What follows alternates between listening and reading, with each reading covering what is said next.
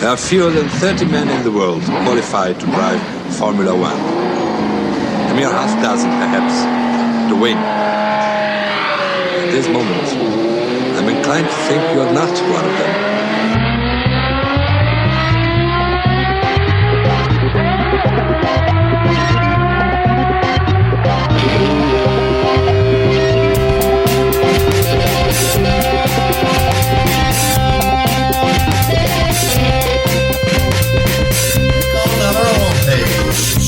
No, you want to. Keep up the good work, and there you have it. There you go.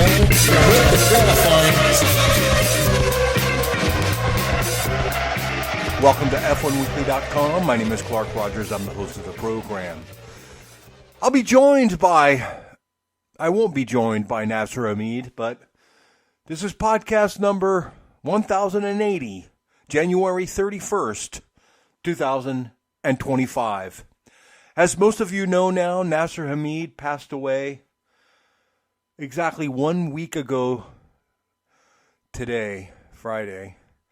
He left us on January 24th, 2025, and every day I wake up and I still cannot believe this has happened.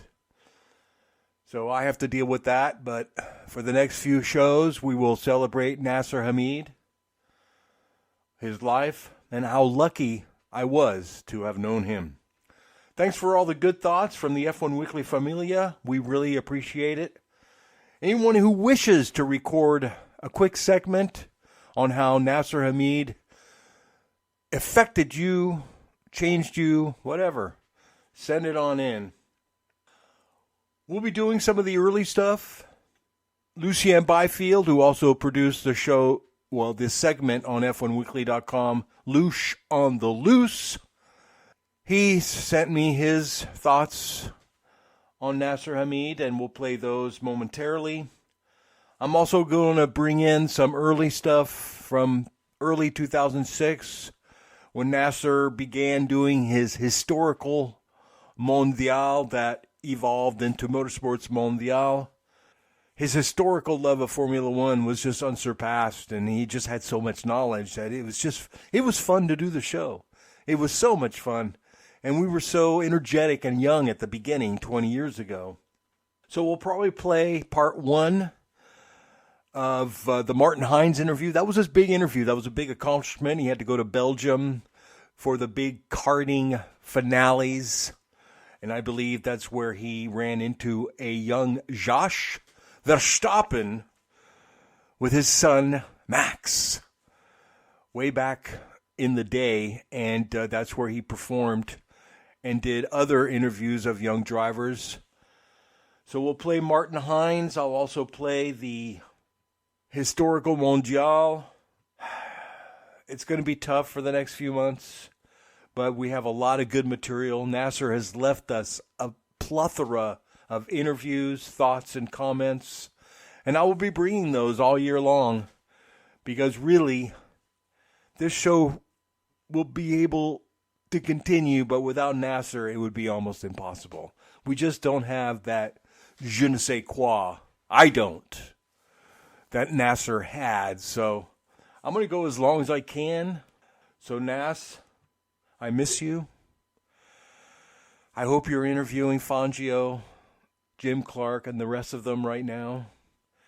Don't forget, yes, we do need your contributions to keep this program on the air. So just click on the Support F1 Weekly tab. You know you want to. I want to thank Steven Jansen, Abhay Vaze, and Don Hogue for their contributions. Thank you, gentlemen. And we'll keep this going as long as I can. I've got material. We could talk about what's going on in Formula One when the season begins. But I'm going to tell you, for me, it's a celebration about Nasir's life. And it's going to be fun. Hello, Clark and F1 Weekly listeners. Very saddened to hear about the passing of Nasir. I think we go back to 2010 when he first invited me to contribute on occasion to the podcast. What say you? That was the line I always remember from him. Yeah, this feels terrible. You guys have provided some of the Formula One soundtrack to our lives for a long time, and great duo, great team, And it just feels hollow. It feels empty. I hope you continue, Clark. I hope the podcast keeps going, but in some ways, how can it? I just don't know. But yeah, from Australia, just want to say, rest in peace, Nasir. Thanks a lot, mate. You gave us a lot of good years, a lot of good times, a lot of great commentary, a lot of laughs. Yeah. All right. Yeah, this is Lush in South Australia. Just sharing my thoughts on Nasir. Catch you later. Lush, thank you for those sweet thoughts, and let's hear from Philip Pegler. When Clark asked me if I would like to say a few words about our dear friend, I immediately said yes, eager to share my sentiments about Nasir and all that he's meant to me. However, when it came to actually time to record something, I found myself sitting in complete silence, at a loss for words and unsure of what to say and how to say it. Like everyone, I'm broken-hearted at the loss of our friend. Nasir was more than a voice on the podcast. He was a beacon of light and a throwback to a better time in our world. His vast knowledge of the history of motorsports in every single genre imaginable ensured that we could all visit any point on racing's historical timeline at any moment. All we had to do was ask. Nas was a true curator of the history and heritage of Formula One Grand Prix racing. He ensured that not only would the past not be forgotten, but that it was remembered accurately and with immense detail. His knowledge of racing's rich and glorious past also ensured that the new generation, of which he was incredibly fond, would learn about and appreciate what had gone before them. It was important to Nasir that everyone understood correctly and that they didn't just know the stories, but also the how and the why they came to be.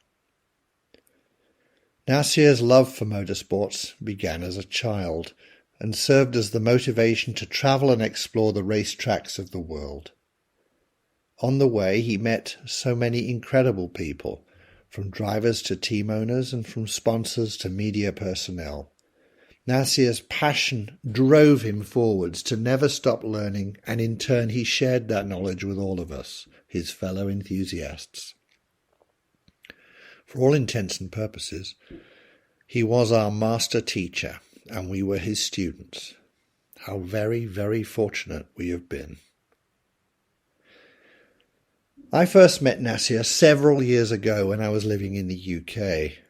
It was then that I saw a whole other side of this incredible man as he sought to develop a karting project for underprivileged children in his hometown of Karachi.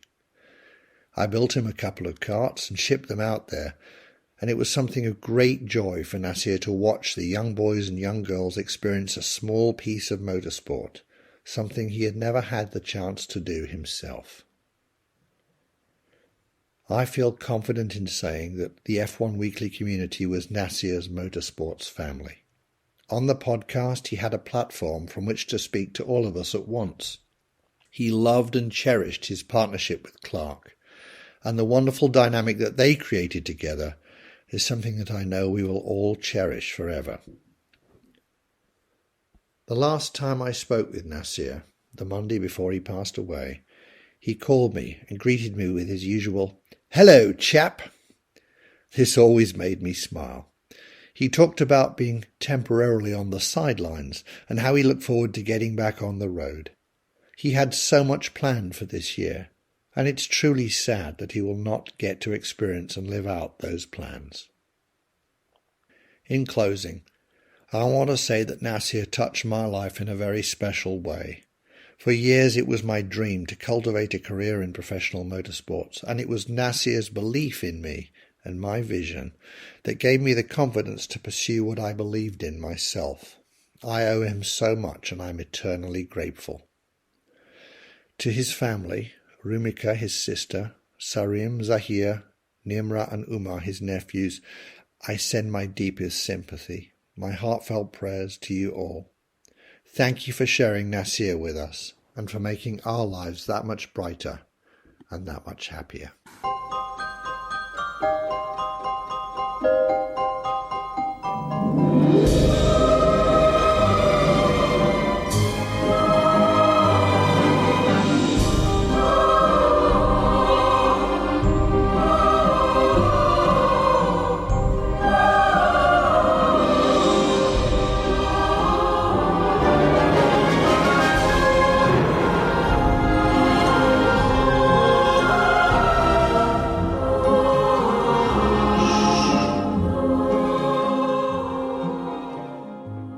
Welcome to F1Weekly.com, Nasir. You're back in the studio. Great topic. We got the U.S. Grand Prix right around the corner. So we thought we'd fill in the listeners with some great moments and history of Formula One in America. Thank you. Good to be here. And hello to all the listeners. And special thanks to all those who have sent emails regarding not just the historical segment, but also the complete package we are trying to do here. Thank you. So we appreciate the emails and feedbacks, both positive and negatives. Exactly. So are you excited about the two North American races? I am excited. I'm pumped up, Nasir. You know how F1 Weekly gets a buzz with activity. It's a hive of busy, happy bees when the F1 circus comes to North America. Of course, it hits off with Canada this weekend. We cannot attend that because of our busy schedules. But I think this history of U.S. Grand Prix is very, very fascinating. A lot of people don't know these. I don't know a lot of this stuff. So I think it's just a perfect time to bring this up. That way, when you go to the U.S. Grand Prix wearing your F1 Weekly t-shirt, you'll be filled with knowledge that most people don't have. And they say knowledge is power. And knowledge is power, and Formula One knowledge is powerful. Absolutely. Well, the history of U.S. Grand Prix is very interesting. And, you and I had breakfast the other day, and we were talking about how the first two events took place in this country. And that pretty much set the stage of how the gods of Formula One would treat Formula One in this country. Exactly. And as we will see as we go through the history, what you and I are talking about. Well, the first U.S. Grand Prix took place in 1959, and right there some people will rightfully argue with that statement, and I'll explain that to you in a minute. Exactly. This first race took place in 1959, which is also the year of my birth, if I may plug myself personally. Isn't that beautiful? Yeah, thank you. On December 12 in Sebring, Florida, and was the final round of the season. It also decided the championship and produced an historic first win. Before I get into details of this race, Clark, let me point out that history of Formula One racing in America started 9 years earlier. Hence, I said, people would dispute. Exactly. What happened here is Formula One started in 1950, and the championship that is, and in those days they would include the Indianapolis 500 as part of a World Championship round. It was a points-paying. Absolutely. And that stayed from 1950 to 1960. So, some years ago, I was looking at the number of drivers from each countries. This was some years ago, maybe 4 or 5 years ago. And United States was like in the top 2 or 3. Because, all the 33 drivers who took part in Indy 500, granted some of the Formula One drivers took part, but most of them were Americans. So they were all qualified, entered as, having entered a Formula One Grand Prix. Exactly. So it's pretty interesting. And it is. So history of Formula One Championship starts in America in 1950, but the actual Grand Prix, not involving the Indy 500, really started in December 1959. Switching back to Sebring, Sterling Moss, now Sir Sterling Moss, started from pole position. He retired after 5 laps. Jack Brabham in a Cooper took the lead. On the final lap, he ran out of fuel, also known as petrol in most parts of the world. His teammate Bruce McLaren from New Zealand took the lucky win, followed by French driver Maurice Trintignant and English dentist Dr. Tony Brooks. Brabham was able to push his car to 4th place finish, and points gained were enough to give him the first of his 3 world championships. The win made Bruce McLaren the youngest driver to win a championship Grand Prix, a record that stood still till Alonso, our man Fernando Alonso, won in Hungary in 2003. Now, do you remember that win in 2003? Mm-hmm. What controversy it stirred when there were problem with the tires? Yes, Michelin, Bridgestone threw a flag up in the air. Foul, foul, and yes, I do remember that controversy, and I was stunned. And the biggest thing I was stunned about is how long it took through the season for them to throw the red flag. Yeah, I mean, and they must. Why did it take them so long? But that's the past. Yeah, but there were two interesting things of that win. He lapped Michael Schumacher in that race, if you remember. I do remember. That was one of my favorite moments. And I think during the telecast, I believe David Hobbs made a comment later on that Michelin did not fight the dispute because if nothing was wrong, they would have really cried foul, but they knew something was up, so they kept quiet. But they're doing pretty well right now, so who should complain? Anyway, going back to the history of US Grand Prix, 1960, and this is where the United Van Lines comes into play with the US Grand Prix. Exactly. The 1960, the Formula One circuit begins the now familiar Travel the USA for a permanent home program. And as you know, this year is the final year of the contract with Indianapolis. With Tony George. I hope it stays there, but there are talks about Las Vegas and other places. This thing is not going to succeed in Sheboygan or Bozeman, Montana. It really needs a home, and Indianapolis is. Hopefully, it will work out. But let's see what happens. Exactly. Second running of the U.S. Grand Prix takes place in Riverside, Southern California. Again, it was the final race of the season. Sterling Moss, in a privately entered Lotus, won the race. He also started from pole position. Team Lotus driver Innes Ireland was second, with Bruce McLaren third in a Cooper. Among local American drivers, Phil Hill was sixth, and Jim Hall, Jim Hall of Chaparral. Oh, yes, he was just at Laguna Seca last year. Oh, really? With the Chaparrals. Very, very interesting. Jim Hall of Chaparral fame finished seventh. Dan Gurney, whose family had moved from New York to Riverside, did not finish the race. And he basically, spent most of his young life in Riverside, California. And as you may know, he had a lot of success with the stock car race there. Then we go to 1961, third venue for the U.S. Grand Prix in as many years. Back to East Coast in beautiful upstate New York, the village of Watkins Glen. Jack Brabham took pole position and battled Sterling Moss for the lead. The two traded places several times in the early half of the race, but both retired later on. Innes Ireland in a Lotus took his first and only Grand Prix win, ahead of Dan Gurney in a Porsche and Tony Brooks in a BRM. Watkins Glen became a permanent home for the U.S. Grand Prix for the next 2 decades and was very popular with drivers. And most of the time it was the final race of the season. And I remember when I used to follow, in the 1970s, that drivers would always talk very well about going to, it was, in October, and they just had a good time there. So most of the races then, were at Watkins Glen, as we will see here. 1962, Jim Clark in a Lotus wins from pole position ahead of his championship challenger Graham Hill in a BRM. They were the only drivers on the lead lap, with Bruce McLaren driving a Cooper a lap down in third place. American drivers took the final points-paying positions. Gurney was fifth, and Maston Gregory was sixth. Now, not many people may remember Maston Gregory. I do not. I have to admit. Really? I do not remember Maston Gregory. Yeah, he was a fairly well-known racing driver. He came from a very rich family. I think his family was in the insurance business. And I believe the year was 1965. He won the Le Mans 24-hour race in a Ferrari with Jochen Rindt. Wow, that's great stuff. Yeah. And he died, I would say, maybe 10, 15 years ago. He was living in Italy. And he used to wear glasses like, Andrea Diadamic and some of the drivers. But a fairly well-known name if you read the history of Americans in Formula One and sports car racing. Keep up the good work, Nasir. I will try, Clark. Thanks for the encouragement.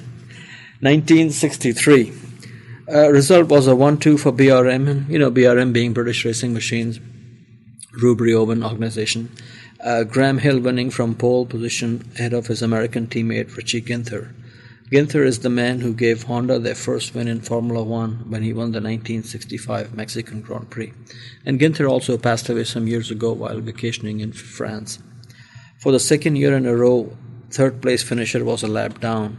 This time, the driver was Jim Clark in a Lotus. But it is worth noting that Clark had to come back from the back of the grid as he had battery problems at the start. He had qualified on front row, and you remember Pedro Rodriguez, the very popular Mexican driver? Mm-hmm. He made his Grand Prix debut at this race. And Pedro also came from a lot of money. His brother was also in Formula One, Riccardo. And Riccardo actually qualified for his first race, which was the 1961 Italian Grand Prix from the front row. Moved to 1964, Jim Clark started from pole and was leading when his car started misfiring. In those days, you could switch cars with your teammates. Which was great. I think that's great stuff. Yeah. Can you imagine Kimmy's car blowing up? He comes in Montoya, come on. Get out, before you spin out again. Okay, he comes into the pits and switched cars with his Lotus teammate Mike Spence. He was still unable to get into point-paying finish. Graham Hill won in a BRM, followed by John Surtees in a Ferrari. Swiss driver Joe Siffert was third in a Brabham. And for the third year in a row, the top two finishers were the only drivers on lead lap, which is kind of a Watkins Glen trend I see here. Easy to lose, to fall back a lap. Yeah, I guess so. It was not a hard track. It's a beautiful location, but it's not like, Technically, it wasn't very hard. And then we go to 1965. Graham Hill wins again, this time from pole position in his BRM. Dan Gurney was second in a Brabham ahead of his employer, Jack Brabham. Brabham had started making his own car, and both were driving the BT11. And all three, for a change, finished on the lead lap. Thank goodness. Yeah. Go to 1960. You will notice Jack Brabham and Sterling Moss name comes up quite a bit in this time frame. So no wonder they had so much success. Interesting, Jack Brabham wins the World Championship 3 times and Sterling Moss not once. Not one. Sir Sterling Moss. Oh, excusez-moi. And so is Jack Brabham. Oh, of course. Yeah. How about you? Not yet. We're working on that. Do you have a direct line to Chirac to get you something going? Yeah. Le Chiffre? I only have a direct line to Cognac, not Chirac. Oh, wow. No wonder you're so happy. 1966, Jack Brabham started from pole and was leading when his engine gave up. This allowed Jim Clark in a Lotus BRM to win. This was the only Grand Prix win for the 16-cylinder BRM engine. A lap down were the Cooper Maseratis of Jochen Rindt, Austrian driver who became world champion, as you know, in 1970, and John Surtees, who was world champion in 1964. Last year I met some English guy, and there's a car company called Caterham in England. They do sports car races. And we were talking about, his involvement in racing, and he said he used to work for BRM. And so I asked him, were you there when they had the 16-cylinder engine? He said, oh yeah. He said it was so heavy it would take 4 people to lift the engine. Can you imagine an engine so heavy that 4 people had to lift it and trying to win a race with that kind of power? I can't imagine people lifting engines. Yeah, well, we're talking late 50s, 60s, things were not so. Automation was not around as we have right now. I understand. I mean, you see cars coming pit stop and they're just with a hammer trying to, get the wheel out. Have you seen pit stops for fuel in the late 50s or 60s? It's great stuff. It's just like a joke, Yeah, it's wonderful. I love it. It's like watching the Somali Grand Prix, It is. It actually reminds me of how I work on my cars as well. Yeah, good. Okay, so where we are now, 1967. Lotus qualified and finished 1-2. Qualifying order was reversed as Jim Clark beat teammate Graham Hill to the checkered flag, meaning Graham Hill had the pole position. And Clark suffered some suspension problem. I think a bolt came loose or broke, but he was able to nurse the car, with only 2 laps to go. And Denny Holm from New Zealand, who went on to win the World Championship in 1967, was third in his Brabham. 1968, a big day for American Formula One achievements. Absolutely. Driving a Lotus, Mario Andretti makes his Grand Prix debut by qualifying on pole position, first driver to achieve this distinction. As you and I have discussed in a previous podcast, the other two who also achieved this fame were Carlos Reutemann from Argentina and Jacques Villeneuve. In Australia when he made his debut. Right. Pretty impressive. I am really hoping with this new young British kid, Hamilton? Lewis Hamilton, thank you, that he gets into McLaren. I'm a big Montoya fan, but he really has not fulfilled his promise at McLaren. I would like to see in our lifetime, we've seen so much Clark and, Senna and Schumacher and youngest Alonso. I would love to see a guy like Lewis Hamilton or even Heikki Kovalainen win a world championship of Formula One in their rookie year. That's never going to happen. No, it's possible. It's very hard. It is hard, but it's possible. You get into the right team, and you don't spin around every 3 races. You can do it. That's true. But let's see what happens. We will see. Yeah. Okay. So Mario Andretti makes his Grand Prix debut on pole position, but he retired with clutch problem. So that was, there you have it, there you go kind of stuff. The race itself was won by Jackie Stewart from the wee Scottish guy, in his French Matra. Second was Graham Hill in a Lotus, and John Surtees third in a Honda. We moved to 1969. Austrian Jochen Rindt, who was actually born in Germany, scores his first Grand Prix win from pole position in his Lotus.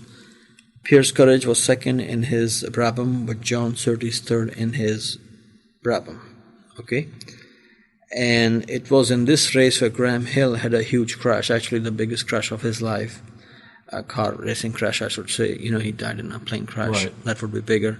But in this race, he had a big crash and broke both legs.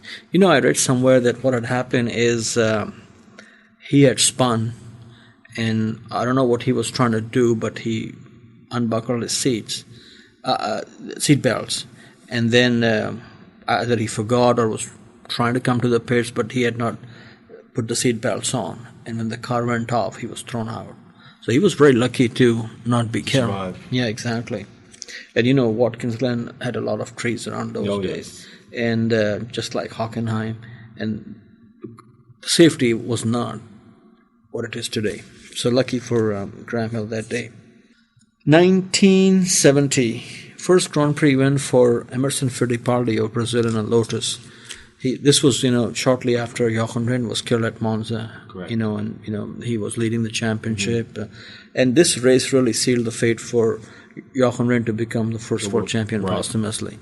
So Fittipaldi wins the race in a Lotus, and he inherited, the race actually belonged to Pedro Rodriguez. He was leading the race in his BRM, and towards the end he ran out of fuel, again, also known as petrol, some places, and had to make a late pit stop. He did rejoin the race and finish second.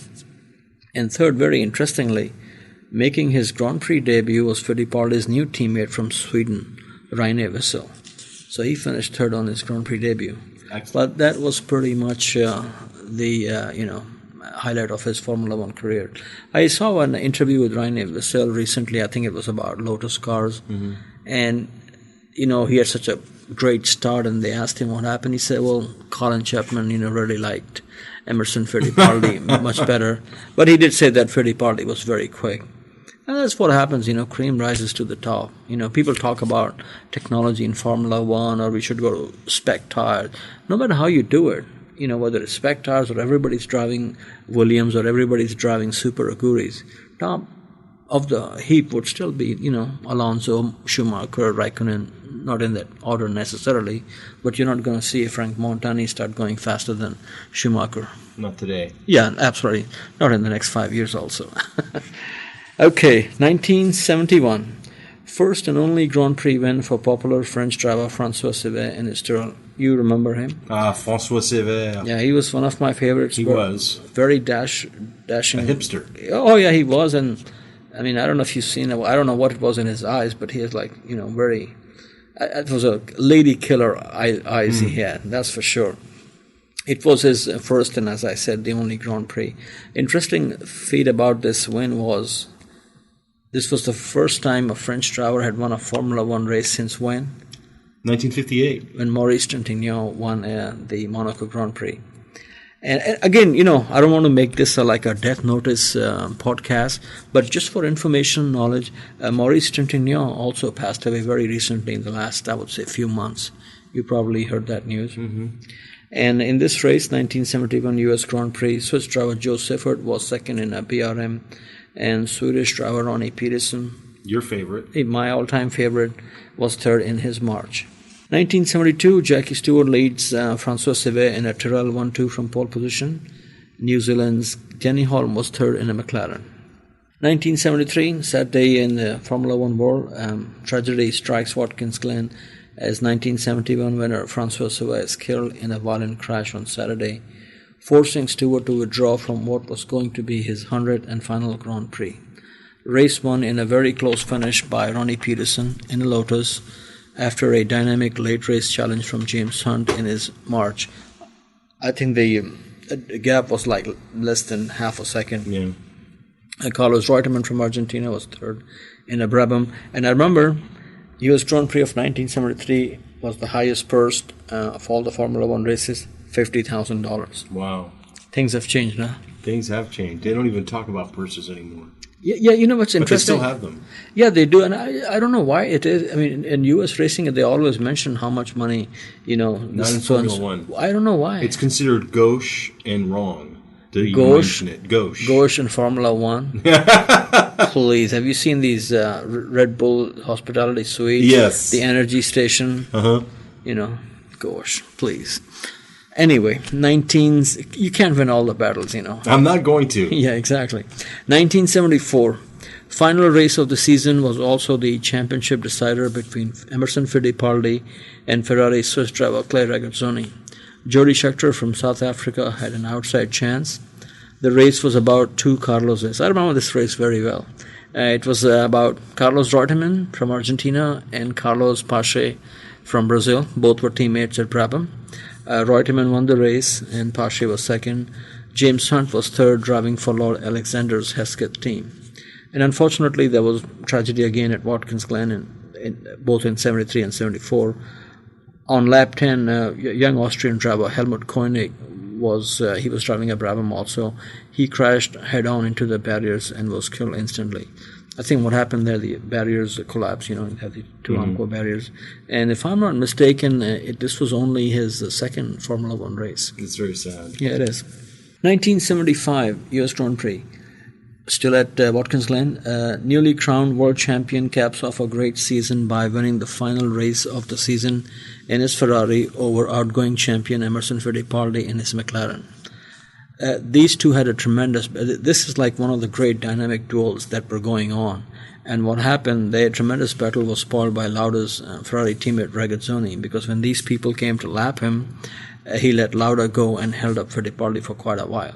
And I remember very well that, the McLaren team was very upset, and Fittipaldi made a comment that, I would have given Lauda a race of his life had Regazzoni not... and I remember Luca Di Montezemolo was still a very young, manager of the team. And when he was confronted about, what Fittipaldi was saying, all he kept saying was like, the important thing is we win. The important thing is we win. And which is still the same thing, They still, yeah. Yeah. But, these things happen in it does. high-pressure situations. Okay, and where we are now. 76. And the second McLaren of German driver Jochen Mass was third at the 75 US Grand Prix. 1976, first ever now we're moving. The United Van Lines is back. The van lines are back. Yeah. Okay. Watkins Glen is sort of wore out. Yeah, it's wearing out. Okay, first ever US Grand Prix West at Long Beach, won by Clay Regazzoni from Switzerland, as I said, over Niki Lauda, both driving for Ferraris. And your homeboy, Frenchman Patrick Depailler, third in a Tyrrell, sponsored by Elf. I like that. Right? And Long Beach Grand Prix became a very successful Formula One race in this country. It was very popular. I've had a number of friends that used to attend that race quite regularly. Yeah, I remember when they switched from Formula One to Indy cars, or whatever the series was called in those days. It took them like 3 years to get to the same level of crowd. Yeah. So that's why I always say, for Formula One to succeed in America, it has to be in California or Florida. I'm serious. Because of cosmopolitan crowd in that's true. City like Miami. I agree. Yeah, Dallas, Waterloo, Davenport, Iowa, Ozarks. It's just not going to cut it. The MGM parking lot, no. No, absolutely not. Caesar's Palace, So where we are now, we did the 1976. Okay, we are on 76. Okay, we had the U.S. Grand Prix West in California, Long Beach, and we also had the U.S. Grand Prix East at Watkins Glen, remember, when Lauda had the accident in 76. Right. And this was the second last race of the season, if I'm not mistaken. It was won by James Hunt in a McLaren. Jody Scheckter was second. And Niki Lauda, desperately trying to hang on to his championship hopes, was third. And he still, I think, had a lead in the championship going into the final race. In Japan. Yeah, absolutely. Win was a great boost for Hunt and McLaren heading into the final race, Mount Fuji, which, as you know, was another monsoon-like condition. It was ridiculous. Yeah, absolutely. And they came very close to canceling that race, but this was Hunt's day. 1977. They talk about Formula One racing in America. First and so far the only time an American driver won a Formula One Grand Prix on home soil, as Mario Andretti, driving a Lotus, wins in Long Beach. People must have gone crazy. it must have been absolutely unbelievable. Yeah, U.S. Grand Prix West. Niki Lauda was second in a Ferrari, and Jody Scheckter driving that beautiful Walter Wolf car. Yeah. That was a beautiful looking car. He was third. And then we had the U.S. Grand Prix East, Watkins Glen, 2 in a row for James Hunt in his McLaren. Andretti was second and Jody Scheckter third. And here, I'm not trying to make a plug, but there is a website, Sutton-images.com. Oh, yes. Great. Okay. Keith Sutton, very famous photographer. Very famous today. If you go to their website and click James Hunt 1976 US Grand Prix, it's one of my favorite James Hunt. He was a character, and so was the entire Heskett team for whom he drove for earlier. There's a great picture of James Hunt. He had won the race. He's sitting on the sideboard of his McLaren. One hand, he's got the smoke going. Other hand is the beer. And on his lap is one of those, Marlboro Pit Popsies. And the caption says, "Celebrations, James Hunt style." Yeah. I like that. That's almost F1 Weekly style. Yeah, I could see that. Except I don't see any Marlboro or Mile 7 cuties here. No, sorry. But that's another story. Okay, so where we are now, 1977, we are done. 1978. Okay, this was interesting, and I remember these races very well. There were 2 Grand Prix here, the United States Grand Prix West, Long Beach, and East in Watkins Glen, and both were won by Carlos Reutemann, driving for Ferrari. At Long Beach, Andretti in a Lotus was second, and Patrick Depailler third in a Tyrrell. And at the Watkins Glen race, Jones finished second, Alan Jones from Australia, and in a Williams, and Jody Scheckter was third in a Wolf. And as I said, the race, both U.S. Grand Prix were won by Carlos Reutemann from Argentina. 1979, Ferrari fever again at both the venues. Both the U.S. Grand Prix were won by Ferrari drivers. Actually, Ferrari driver, I should say, because French-Canadian Gilles Villeneuve won both events. At Long Beach, his teammate Jody Scheckter was second and Alan Jones third in a Williams. At Watkins Glen, it was an all-French-speaking podium. Exactly. As Villeneuve was joined by René Arnoux, who was second in a Renault, and his French compatriot Didier Pironi in a Tyrrell. Gotta love that. We'll take a quick break. We'll be back in 60 seconds. How far is the moon from the Earth? Interested in trivia? Please tune into My Trivia Podcast, a weekly podcast rarely more than 8 minutes in duration with 10 or more questions and answers of fun facts about topics such as science, geography, history, and there's even some audio thrown in. You can find My Trivia Podcast in iTunes, Podcast Alley, and other podcast sites, or you can go to www.mytriviapodcast.com. Hope to have you tuning in. The moon is 250,000 miles away. Welcome back to F1Weekly.com. Now continuing with history of Formula One racing in America. Well, as they say on VH1, we are now into the big 80s. Whoa! 1980 U.S. Grand Prix West. First win for Brazilian Nelson Piquet in a Brabham. Italian Riccardo Patrese was second in an Arrows, with Emerson Fittipaldi driving his own make third. Now, you remember Fittipaldi left McLaren to start his own team. His own little... Yeah, it was a total disaster. It was at this race that Clay Regazzoni's career came to an end due to brake failure on his engine. What happened there, there was another Brabham driven by Ricardo Zunino of Argentina. Something went wrong with his car, so he parked his car away from the track. and poor Regazzoni was coming at full speed, and he had a complete brake failure. So he basically ran into his car, and car catapulted and hit the barriers, and he survived, but as you know, he's paralyzed now, face down. But he's still doing the historic racing circuit, and also involved in racing still with cars for disabled drivers. So he's making. So he's active. Yeah, he's active. He's moving around. I like that, which is good.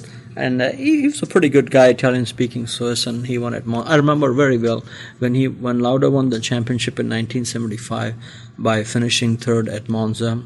I was a huge, when you're young, you're a Ferrari fan.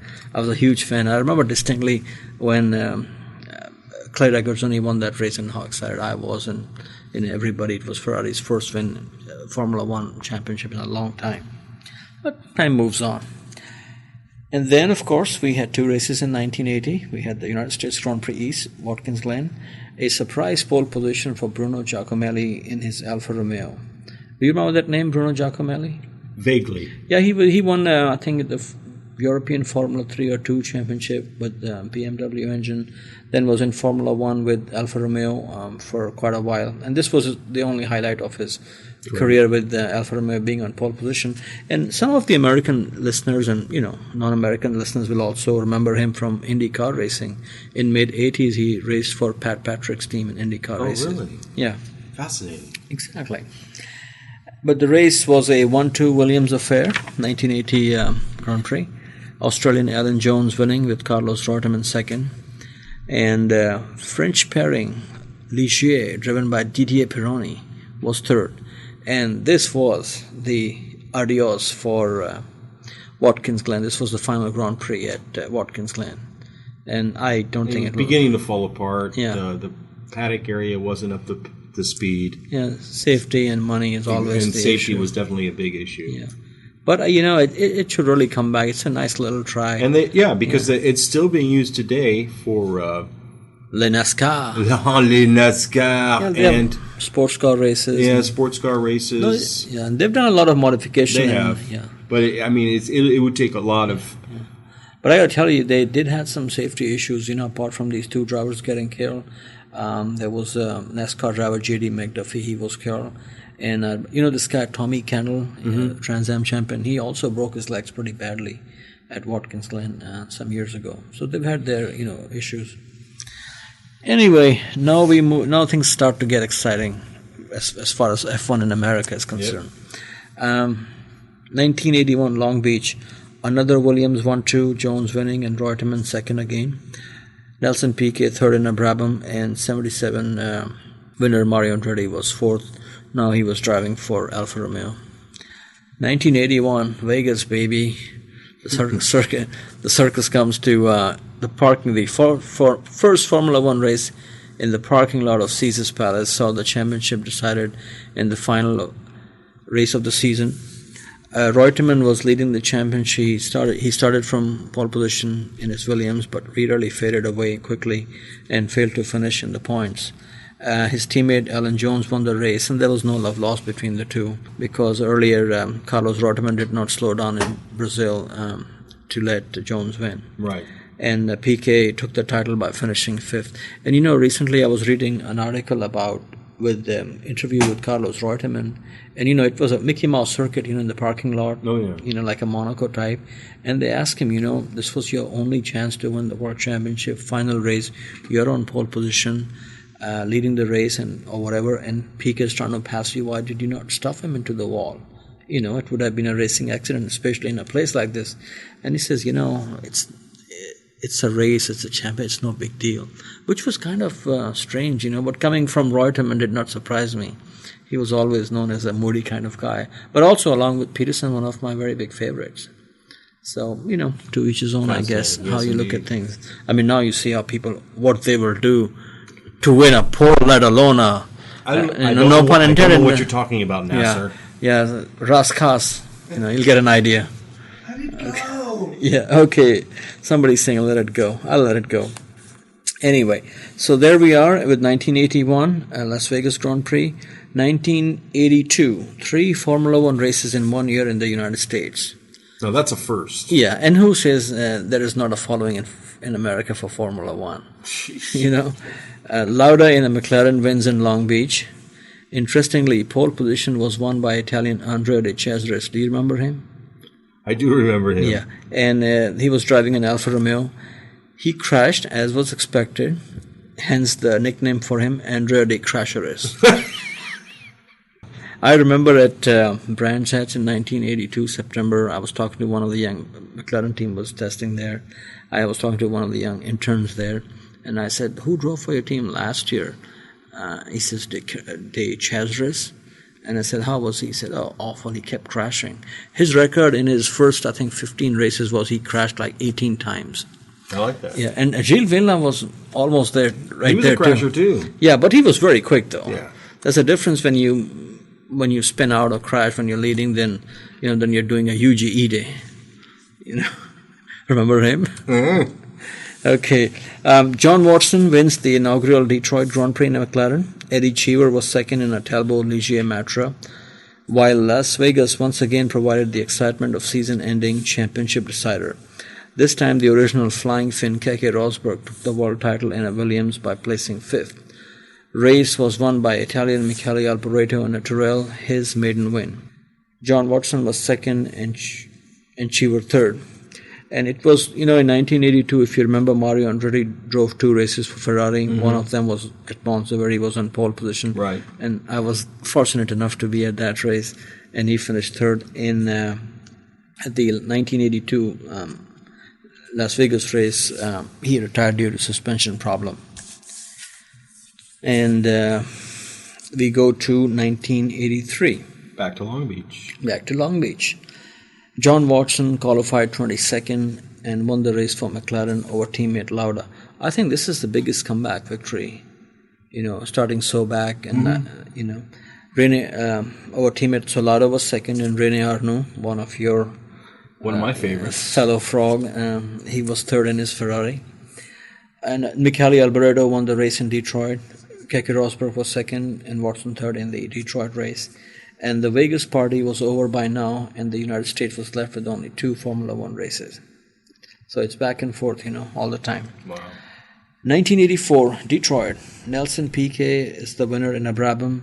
Remember Martin Brundle from England? Yeah, I think he works for ITV now. Yeah, he is a reporter for exactly. ITV. Yeah, and actually, him and what's the other guy? Mark Blundell. Mark Blundell. Mark Blundell and Martin Brundle run a racing academy. No, management company called 2MBs, and they manage racing careers of different people, this and that. And Elio De Angelis, if you remember him, the Italian driver, he was third in a Lotus. De Angelis came from a very rich family. His family was in construction. I think he was from Rome, if I'm not mistaken. The heat was on now. Again, this is all 1984. The heat was on at the one and only Grand Prix in Dallas. What a place to have a Formula One race. Chills right now. Yeah, exactly. Chills. I can, Senna and Stetson. I think JR was there. Absolutely. Okay, scene of Mansell's brave attempt to collect 1 point by pushing his car over the finish line and then collapsing. Have you ever seen photos of this? I have. Yeah, pretty impressive. It's pretty funny stuff, too. Oh, yeah. He was a tough cookie. He was tough. Yeah, he may not have been the flavor of the day, but he certainly was a tough cookie. He was classified 6th, which in those days would pay 1 point. A race was won by another tough cookie, Finland's Keke Rosberg in the Williams, and Rene Arnoux was second in a Ferrari. 1985, back to one Grand Prix only in the United States. Wow, they're cutting back. Ayrton Senna da Silva takes pole at Detroit, and Rosberg wins the race. Ferraris were second and third with Stefan Johansson, who was from Sweden, and Italian Michele Alboreto, third. Of course. 1986. Senna wins from pole position. Jacques Lafitte second in his Ligier, and your man Alain Prost third for McLaren. Now this is all happening at Detroit now because we're left with one race. Exactly. We're stuck in Detroit. Yeah, exactly. Motown. Yeah. 1987. Ayrton Senna makes it 2 in a row for Lotus. Nelson, his fellow Brazilian Nelson Piquet second with Williams. Both were Honda-powered machines, and Mr. Prost, the professor, was third for McLaren Tag Porsche. 1988, 3 in a row. So, he was singing. The Senna era. Senna was singing all the way in Motown. Yep. This time in a Honda-powered McLaren ahead of his teammate Alain Prost. Thierry Boutsen from Belgium was third in his Benetton, what is today Renault. As you know, Benetton became Renault. Exactly. And I would say, hopefully Flavio will get Alonso a new sweater when he leaves McLaren at the end of this season, because the way things are going for the silver team these days, it might be cold and chilly at McLaren. I think you're right, and I believe that one of Flavio's girlfriends is knitting that sweater as we speak. One of his girlfriends, yeah. Yes, one of them. Yeah, okay. Could it be Claudia Schiffer? I don't think so. She doesn't have the skill. Okay. Okay. 1989. The music was over in Detroit, and the Formula One circus moved to another sizzling location, Another great location. Another great, that makes your heart beat. Absolutely. You go from Monza. The Japanese Grand Prix is going from Suzuka, which all the drivers love, to Mount Fuji. They spent a lot of money. Toyota spent a lot of money. British Grand Prix goes from Brands Hatch to Silverstone. German race from Hockenheim to Nürburgring. And here we have from Detroit, we go to a sizzling location. Welcome to Camelback Mountain in Phoenix, Arizona. Have you ever been to Arizona when the race was there? I've driven through Arizona, but I've never been to the race in Arizona. I heard it was just exciting. I love the state of Arizona, but let me just tell you, the heat, oh my God. Nothing to write home about, even if you're from the Sahara. It's just like terrible. Anyway, Senna led from pole but went out with electrical problems, handing the lead and win to McLaren teammate Alain Prost. Riccardo Patrese of Italy in a Williams was second, and local boy Eddie Cheever was third in an Arrows. Now, Cheever grew up in Europe. In Italy. Exactly. He speaks very good Italian. Yeah, and I think he was married at one time to an Italian lady. Indeed. Also. May still be. But, he's actually originally and was born in Phoenix, Arizona. Yeah, he's an American. Yeah. Well, I know, of course. No, but he does have a bit of an accent when you speak to him. Kind of like me. I didn't say anything. What? Hey, I'm not from Phoenix, I'm from Pakistan. Hey, what's the close. difference? Yeah, exactly. Yeah. Okay, then we go 1990. A lot of people remember this race. This was the opening race of the season in Phoenix, and is well remembered for the fight Jean Alesi in his Tyrrell took to Ayrton Senna. I remember, and that there's some great film of that race. Absolutely. And Jean Alesi, this is where a lot of people are thinking this guy has got some skill. Yeah. Yeah. And it was pretty exciting. Yeah, actually, he passed, Senna passed him, he passed Senna back. Exactly. And it was good, clean racing. Absolutely. That's what I remember about it. Yeah, absolutely. And then Senna, did show him who the boss was and won the race. Alesi was second and Boutsen was third in a Williams. What happened with Alesi then, and this is, where you come to a basically fork in the road, as Johnny Carson used to say. His was a spoon in the road, I think. But anyway, what happened after this performance? Teams were calling Alesi. Ferrari was interested and Williams was interested. Now, keep in mind, it's 1995. And where does Monsieur Jean Alesi go? Actually his name was Giovanni Alesi. He changed it to Jean. He goes to Ferrari. And what happened to them in 1991, 92, 93, 94? The worst years. Exactly. And what happened to Williams in 92, 93, 94? 95? The best years. Yeah. The guy who could have won, the way Williams turned out in 92, 93, 94. If Damon Hill can win a world championship, they got to be good. I think Clark Rogers would have won a championship too. Definitely, I agree with you. And I'm not trying to. Well, that's the allure. The problem is, Jean Alesi was allured by the Ferrari name. Yeah. That. Yeah, and you know what is so yeah, exactly, and that's what happened. And here's a guy who could have won a championship or at least many races. He ended up with what? One race. One race that's coming up. Yeah, it's coming up, and good for him. His luck was so good that it was on his birthday, so he gave himself a present that he could not give him any other occasion. So that's one of those things. You make a decision. Ferrari, and I got to tell you something. With all these great Brazilian drivers. Ayrton Senna, Nelson Piquet, three-time world champion, Emerson Fittipaldi, with all these big names, guess who's the first Brazilian who drives for Ferrari? Rubinho. Interesting, huh? It is fascinating. Yeah. Hi, hello, I'm Jean Alesi, and you are listening F1 Weekly. 1991, again Phoenix, Arizona, season opener once again, and the podium was a showcase of multiple world champions. Winner from pole position, Ayrton Senna in his McLaren. Second for Ferrari, Alain Prost. Third for Benetton, Nelson Piquet. I was fortunate enough to be at this event, very hot in March, and race sponsored by Iceberg, a clothing company. Around the same time, this is true now, I'm not making this up. Around the same time in Phoenix, they had the ostrich races that attracted a bigger crowd than what Senna, Prost, Piquet, and Mansell combined could not pull. The Formula One debut of a young Finnish driver in a Lotus, not surprisingly, went unnoticed. Except for my buddy from Santa Cruz, King James, and we were in the hotel lobby and we're standing next to this guy, and I look at him and I said, "Hey, are you Mika Hakkinen?" He goes, "Yeah." So I had a 2-minute conversation with him. Next day, my buddy, James, we call him Jimbo, he runs into Hakkinen again in the lobby, and they go and have a beer. So you never know who you might run into when you are at a race. Especially at a race in Phoenix. Yeah, oh, absolutely. Right close to the Camelback Mountain. I think that's what does the trick. This race, I'll tell you my everlasting memory of this race, and I will never forget this, apart from the weather and all that. I was on one of the portions, straight line portion, and one of the back markers, he came, and I don't know what happened, his car spun. Okay, and it's a street race, and he's trying to go back and forth, trying to, get out of the way. And on the other side, here comes Nelson Piquet's car. And I cannot tell you how impressed I was.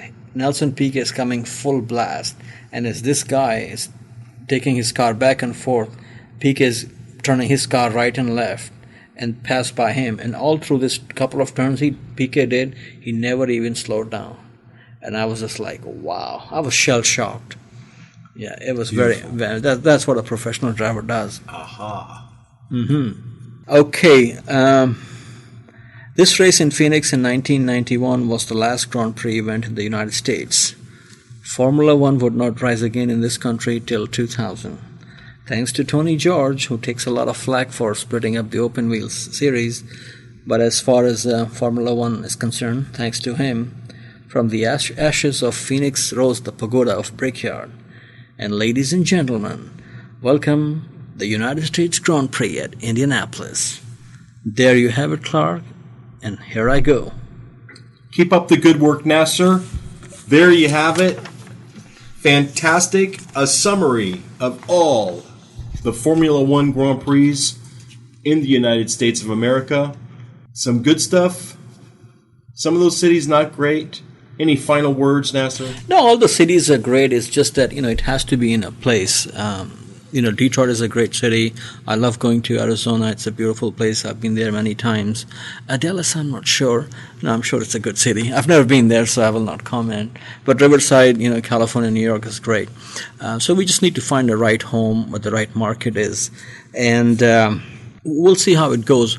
And I'll be, some of our listeners have already written about their events going to Watkins Glen and other U.S. races. I'll be very interested in hearing and getting their feedback, what was their experience. 20, 30 years ago, you can just walk up into the pit lane, talk to drivers.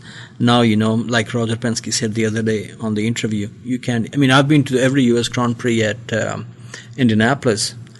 I've never seen Michael Schumacher without his helmet. Or any of the drivers. You have no access. But that's the way it is in all major sports. Yeah.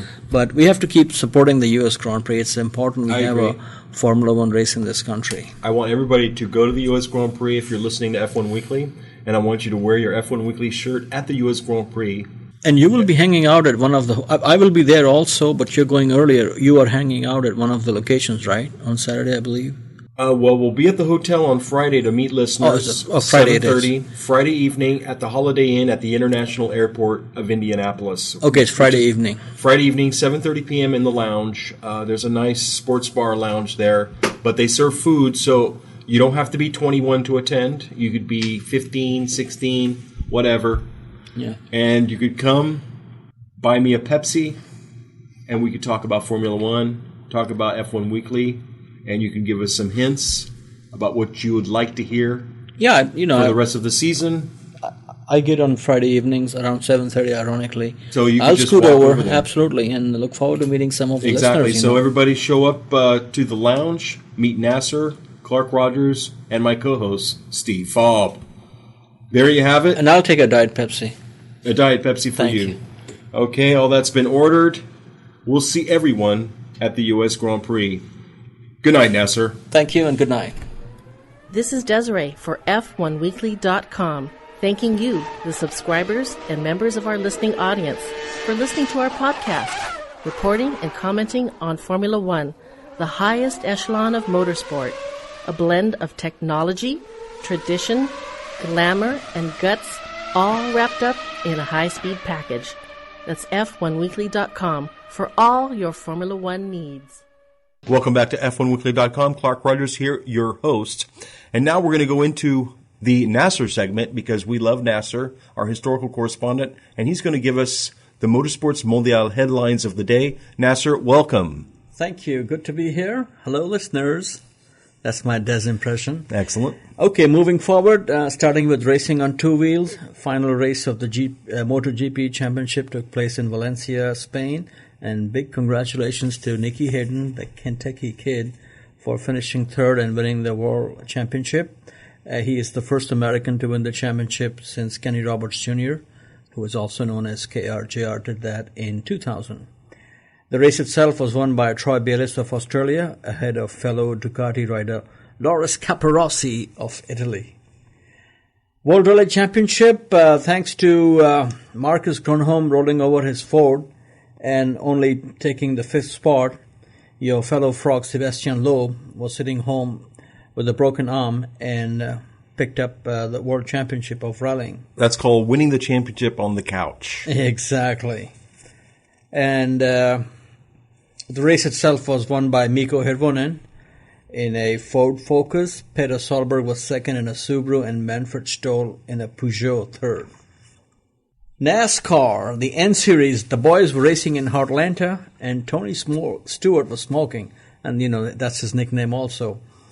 He won the race, the Bass Pro Shops 500, fourth win of the season for the two-time champion, and as you know, he's not in the chase. Jimmy Johnson was second and Daly third. Matt Kenseth is still leading the chase from Jimmy Johnson. And among the highlights of the race was a caution for a hot dog wrapper on the track. No wonder it's a dog-eat-dog world out there. IROC race, International Race of Champions, was won by Martin Truex, but Tony Stewart was the big winner by finishing third. And now an update on NASCAR's Monty Python show. Johnny Montoya has left Memphis Speedway with a pretty impressive showing on his Busch Series debut. He qualified fifth, ran in the top 10, and most important was running at the end on same lap as leaders, finishing 11th. Not bad considering he was spun off by Jason Leffler and survived, listen to this, 15 yellow flags, or as the natives of NASCAR Nation would say, cautions. Race itself was won by Kevin Harvick. Caution. Keep up the good work, Nasir. Thank you very much. And we're going to introduce an interview, and this is, I think, what separates F1 Weekly possibly from some other podcasts, is we go out and get these interviews, and Nasir is the one who went to Belgium, met this gentleman, and this gentleman's name is Martin Hines. Can you introduce him to us and introduce the interview so everybody gets really excited about this? Well, Martin Hines, I met him at Marienburg, Belgium, last September at the European Karting Championship. On our podcast, 100 podcast, we did an interview with Mike Wilson, and Mike Wilson is the gentleman, multiple-time World Karting Champion. His claim to fame is beating Ayrton Senna in the championship and in go-kart races. Mike Wilson used to race for Martin Hines. And Martin Hines is one of those people, these are the people that I'm really interested in. When I go to a racetrack, I'd rather talk to somebody like him than Kimi Räikkönen. Kimi Räikkönen, will not have the time for me. But these are the people who are the foundation of motor racing. With all due respect to Räikkönen and Schumacher, these people come and win championships, and then they just walk away and never to turn back, in many cases. But Martin Hines has been involved in racing. His family has been involved in racing long before he was born. So it was very nice to talk to him, the passion he has for the sport, and his main gig is go-karting. And he also introduced Zipkart, which was the indoor karting scene, and is also managing Gary Pafford. From what I know, Gary Pafford is not, from one of those rich families who could just buy his way into racing. Mansell children are racing now, they won't have a problem in sponsorship. Same with Marco Andretti. So Martin Hines spotted Gary Pafford at a race, and he talks about that race, in the rain, and that's where you really find out who is good. And he basically took him under his wing and manages him. So just, from go-kart to Formula One, a lot of interest, a lot of passion, a lot of involvement, and of course a lot of contribution. And he has also launched a company called Pit Bay. It's www.pitbay.com. And this is like the eBay of motorsports. So if, somebody's looking to buy a wing from a Tyrrell or trying to sell some, spare wheel they may have from a BRM or something, they can do it on this website. And it was very nice talking to him, and I hopefully will, see him again soon. And I'm hoping for his sake that, his boy Pafford gets the McLaren drive. But let's see what happens. And also, I had a chance to talk to him about Ayrton Senna. He owns the first Formula One car that Ayrton Senna drove, the Tolman, Ziegfredo Tolman, one of my favorite cars. And just, the people who were behind the whole program. And he owns that car, and just a lot of recollections on different, drivers and how the racing scene has changed. So I really enjoyed talking to him, and hopefully he will get a chance to listen to this, and I would like to thank him again. So it was very nice talking to him, and hope listeners enjoy the conversation. I'm sure they will. I enjoyed listening to it. Absolutely. His perspective on a number of drivers is outstanding. His perspective on the karting scene in the United States, the karting scene in Europe, the differences. This man has lots of information to share, and I think our listeners are going to enjoy this immensely. I also liked the way he was analyzing different drivers when I asked him, who were drivers that you liked, or, if you had a team. One of my favorite pet questions, if you owned a team, who would you hire? And his reflections on, Mansell and Senna and Schumacher, very interesting, and Piquet too. Fascinating. Absolutely fascinating. Thank you, Nasir. Thank you. Please stay tuned for the Martin Hines interview. I'm with Martin Hines. Martin Hines, welcome to F1 Weekly. Please tell us something about your team and about yourself. Okay, I had started in karting long while ago, sort of like 43, 44 years ago. And over the years I run a thing called the Zip Young Guns team, which brings on young drivers and we take them through to hopefully Formula One.